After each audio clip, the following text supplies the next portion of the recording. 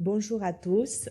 Permettez-moi de me joindre à Isabelle pour vous souhaiter à tous un chaleureux bienvenue à notre manifestation aujourd'hui. Ça marche? Oui, voilà. J'ai l'honneur d'ouvrir cette journée au nom de l'AFG.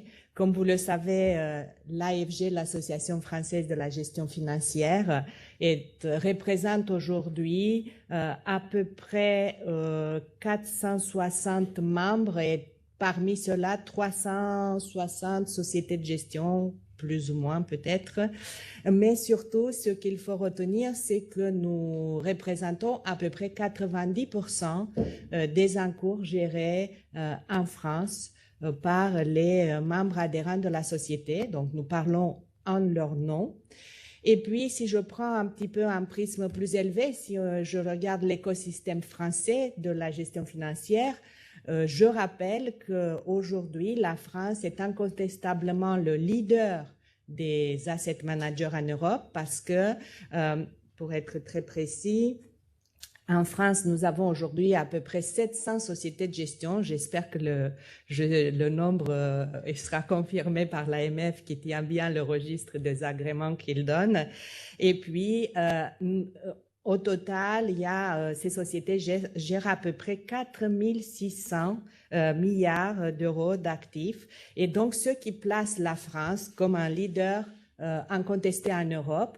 Et je me permets d'ajouter aussi une autre chose, c'est que non seulement c'est un leader, mais si nous regardons le paysage pays par pays européen, il y a beaucoup de pays qui ont abandonné ce métier. Il y a plus de sociétés de gestion nationales dans beaucoup de pays d'Europe où c'est réduit à peau de chagrin. Donc, je pense qu'on doit se réjouir de cet écosystème très fertile de sociétés de gestion en France, avec un nombre qui peut des fois paraître trop élevé, mais il y a une très belle dynamique, il y a des créations, il y a des fusions, des disparitions. Je pense que les journaux, vous voyez tous les jours des mouvements au sein de cet écosystème. Mais on doit, je pense, se réjouir de sa vivacité, de sa téneur, parce que je défends ici haut et fort que les sociétés de gestion ont un rôle très important à jouer. Et vous allez voir dans les deux panels qui se suivent quel peut être le rôle crucial des gestionnaires d'actifs dans ce que nous avons devant nous, qui est donc cette transition, cette transformation de notre industrie et économie pour faire face aux challenges de demain et notamment le challenge environnemental. Depuis toujours, l'AFG a œuvré pour une stabilité de la réglementation. Ça, je pense que tout le monde peut le reconnaître, les vertus d'une réglementation stable. Mais surtout, on souhaite aussi que cette réglementation soit efficace et on a à cœur de garder cet écosystème avec une forte compétitivité vis-à-vis des autres écosystèmes de gestion. Je ne parle même pas des pays européens, mais des pays qui viennent d'ailleurs de l'Europe. Donc, au niveau de l'AFG, on a toujours un prisme. La régulation est importante. On est toujours là pour œuvrer aux côtés du régulateur, mais nous défendons la compétitivité de l'industrie et l'efficacité de cette réglementation. Et je pense qu'on a raison parce que cette industrie a un rôle important à jouer dans demain, non seulement parce que nous devons être les acteurs qui permettent aux épargnants avec leur épargne, réaliser leur projet de vie.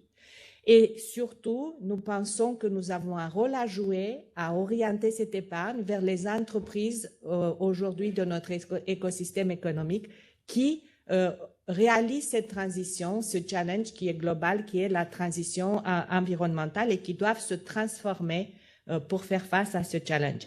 Et à cet égard, je rappelle que l'AFG, depuis le début et dans le paysage européen de façon très pionnière, l'AFG a été un promoteur du label ISR et c'est un succès, ce label. On a des évolutions aujourd'hui encore, mais on peut mentionner que c'est un succès parce que aujourd'hui, il y a 1174 fonds qui sont labellisés, ce qui témoigne de la grande adhésion de la place à ce label et à ces normes. Et donc, aujourd'hui, nous pouvons proposer des fonds labellisés pour nos épargnants pratiquement dans tous les profils de risque qui leur sont nécessaires. Et après, si on regarde au niveau des normes européennes, les normes SFDR, on peut constater que 55% des actifs sous gestion aujourd'hui sont des fonds article 8 et article 9. Donc, vous voyez bien toute la transformation et tout l'effort que l'industrie de l'asset management a fait pour intégrer les critères extra-financiers dans nos quotidiens. Je pense qu'il faut saluer cette transformation parce que elle a nécessité des investissements, des nouveaux systèmes, des nouveaux données, des nouvelles compétences, des recrutements. Donc, l'industrie de l'asset management a vraiment pris sa part, elle s'est transformée pour permettre la transformation derrière plus large de notre économie. Mais, et on arrive toujours au mais, face à tout ça, il y a quand même devant nous des gros challenges. Et une partie de ces challenges vont être aujourd'hui adressés dans les tables rondes. Je me permets de signaler un qui est très important pour nous, qui est l'harmonisation réglementaire. Nous avons grandement besoin de ça pour bien opérer dans un cadre qui est cohérent. Et je me permets de citer juste un petit pan de ces travaux de cohérence à faire face à nous. Les asset managers aujourd'hui doivent respecter certaines régulations, mais qui ne s'appliquent pas, par exemple, aux indices, aux fournisseurs d'indices. Et donc, je vous laisse imaginer la facilité qu'ont les asset managers à créer des portefeuilles qui sont en ligne avec tout un tas de contraintes des réglementations européennes ou françaises ou du label, là où les indices n'ont pas les mêmes contraintes, les mêmes sélectivités. Les fonds indiciels, les fonds ETF ont des grosses difficultés aujourd'hui dans cet espace-là. Et ça, ce n'est qu'un petit exemple parmi beaucoup d'autres. Donc, l'association travaille beaucoup pour promouvoir cette harmonisation réglementaire qui est saine et qui est nécessaire.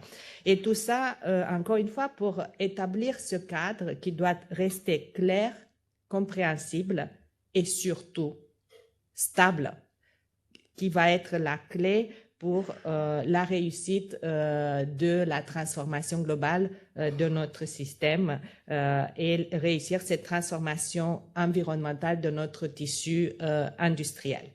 Donc, nous devons surmonter ces obstacles, elles sont nombreuses et vous allez avoir aujourd'hui les experts qui vont vous parler de ça. Moi, la seule chose que je peux vous dire et je peux vous témoigner, c'est que nous devons rester mobilisés. À l'AFG, nous sommes et nous allons continuer à rester mobilisés. Et c'est le mot de la fin, la mobilisation, c'est ce qu'il nous faut pour réussir ensemble ce défi. Merci beaucoup pour votre attention. Cool. Merci beaucoup, Mireia. Merci.